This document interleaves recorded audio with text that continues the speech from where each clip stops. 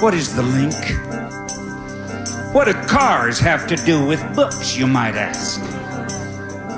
The Trilateral Commission with the Council on Foreign Relations. You ever hear of them? Well, neither did I, until I noticed the chain of coincidence. Hello, and welcome to Popcorn News, something to watch while you eat popcorn. Do not try to comprehend it all, nay, just eat the popcorn. The new Red Scare. This is from Harper's Magazine, December 2016. Article titled The New Red Scare by Andrew Cockburn. It's spelled Cockburn, but I think it's pronounced Cockburn, by Andrew Cockburn.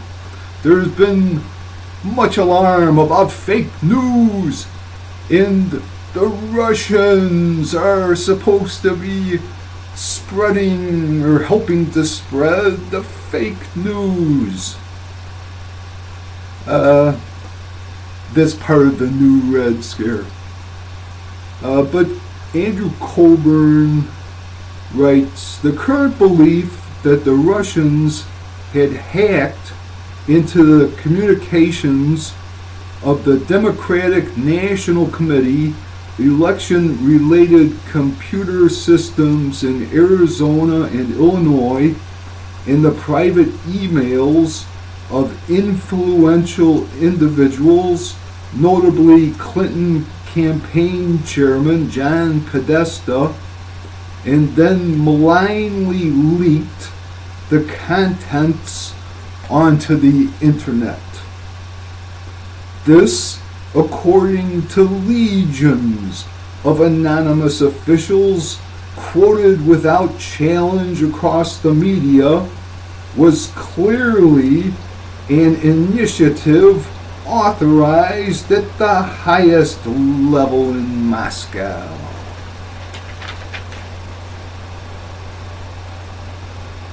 But the intelligence agencies, they said many of those breaches had come from servers operated by a Russian company. The company in question is owned by Vladimir Fomenko, a 26-year-old entrepreneur based in Siberia.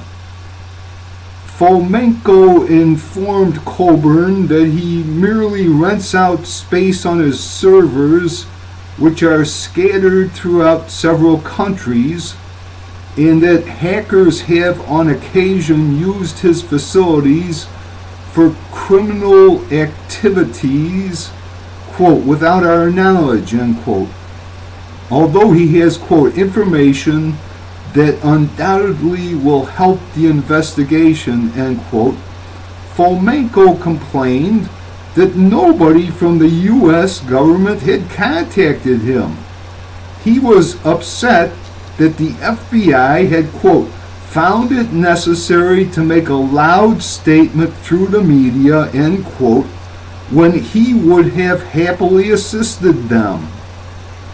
During the first presidential debate on September 26th, Hillary Clinton blithely asserted that Vladimir Putin had, quote, let loose cyber attackers to hack into government files, to hack into personal files, hack into the Democratic National Committee, and we recently have learned that, that this is one of their preferred methods of trying to wreak havoc and collect information, end quote. Donald Trump's rebuttal, quote, I don't think anybody knows it was Russia that broke into the DNC. It could be somebody sitting on their bed that weighs 400 pounds, okay, end quote. Earned him only derision. but a closer examination of what few facts are known about the hack suggests that Trump may have been onto something.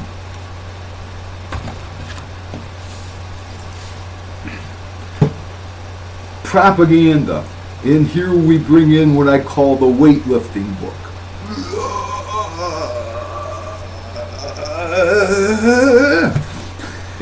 Really, it's not that heavy. It's kind of thick, but I am slowly working my way through it. I give myself about an hour a day, turn off the television, and read for about an hour. It's called Freedom Betrayed: Herbert Hoover's Secret History of the Second World War and Its Aftermath. Edited with an introduction by George H. Nash. This book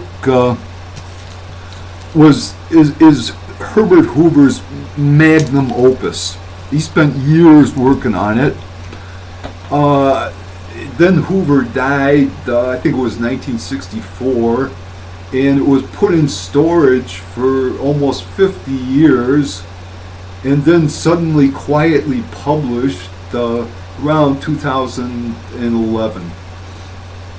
But there's something in here that Hoover wrote that caught my attention. Chapter 29.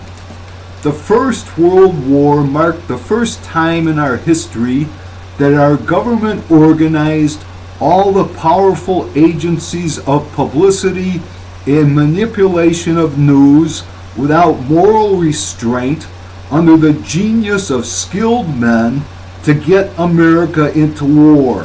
That's from a former president.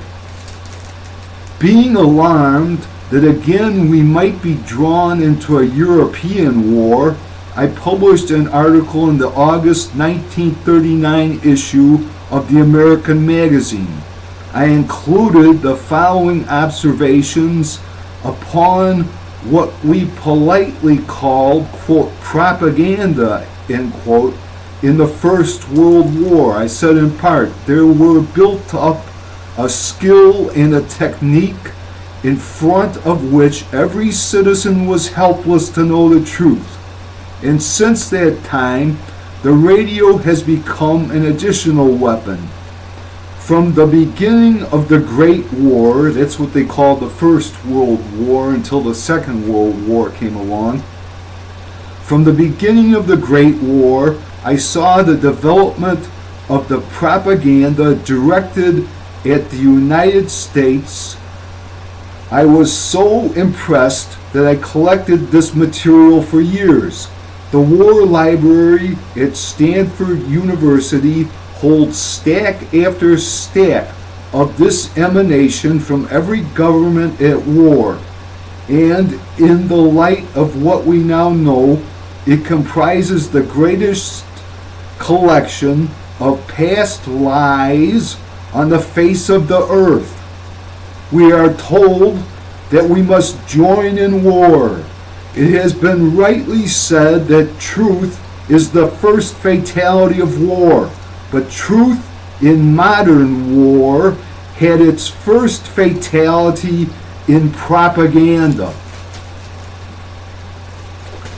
So there's all this fake news allegations coming from one side, and there's other what they call alt-right, which is derogatory, meaning apparently basket of deplorables, alt-right, which is coming under attack.